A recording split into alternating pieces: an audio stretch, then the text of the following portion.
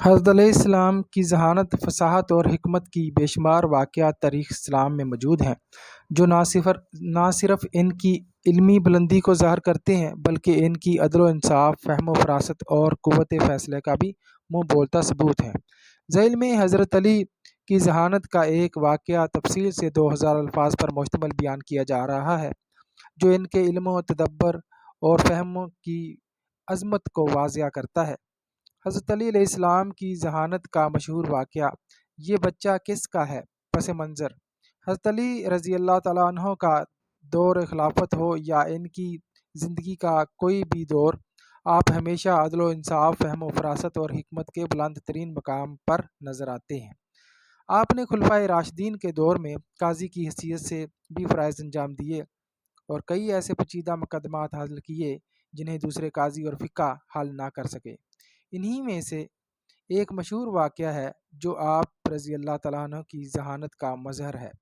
مقدمہ: ایک دن ایک عورت حضرت عمر رضی اللہ تعالیٰ عنہ کے پاس ایک نومولود بچے کو لے کر حاضر ہوئی اور دعویٰ کیا کہ یہ بچہ اس کا ہے، لیکن ایک اور عورت بھی فوراً حاضر ہوئی اور وہ بھی دعویٰ کرنے لگی کہ یہ بچہ اس کا ہے۔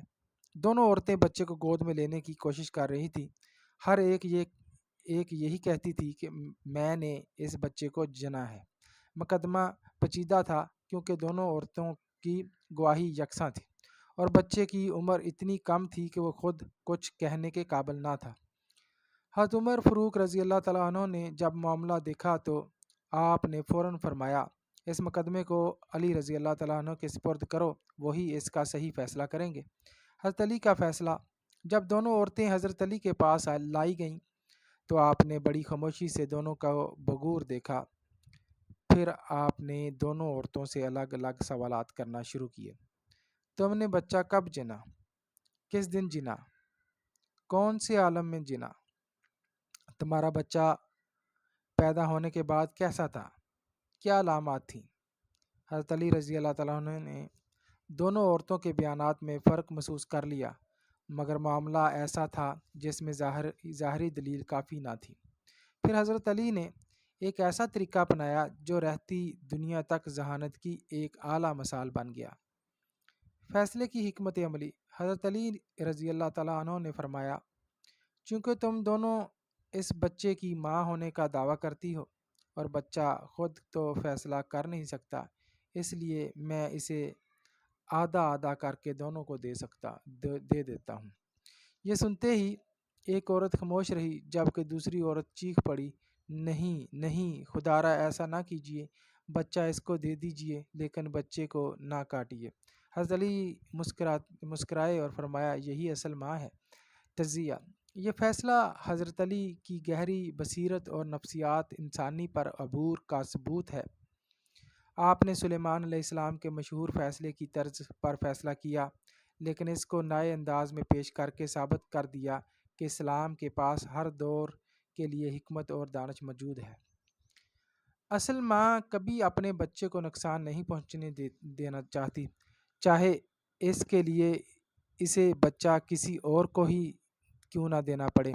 یہ فطری جذبہ صرف ماں میں ہوتا ہے۔ حضرت علی نے اس فطرت کو بنیاد بنا کر جھوٹے دعوے دار کو علیحدہ کر دیا اور سچائی کو نمایاں کر دیا۔ حضرت علی کی ذہانت کے دیگر مختصر واقعات: ایک مرتبہ چوری کا مقدمہ حضرت علی کے پاس لایا گیا۔ ایک دفعہ ایک شخص پر چوری کا الزام لگا۔ جب مقدمہ حضرت علی کے پاس آیا تو آپ نے نہ صرف شریعت کے مطابق سوالات کیے بلکہ اسے ایسے پہلوؤں پر بھی روشنی ڈالی جو دوسرے نظر انداز کر دیتے تھے۔ آپ نے مجرم سے پوچھا، کیا تم نے چوری کرتے وقت بھوک کی شدت کی وجہ سے چوری کی؟ اگر وہ کہتا ہاں تو یہ فکر و فاقہ کے تحت آتا ہے، شریعت میں اس کا حکم الگ ہے۔ 2. تقسیم وراثت کا مسئلہ: ایک بار ایک شخص فوت ہوا اور اس کی بیوی، 2 بیٹے اور 1 بیٹی تھی۔ ترکے کی تقسیم کا مسئلہ پیچیدہ بن گیا۔ حضرت علی نے قرآن و سنت کی روشنی میں ایک ایسا صاف فیصلہ دیا کہ سب مطمئن ہو گئے۔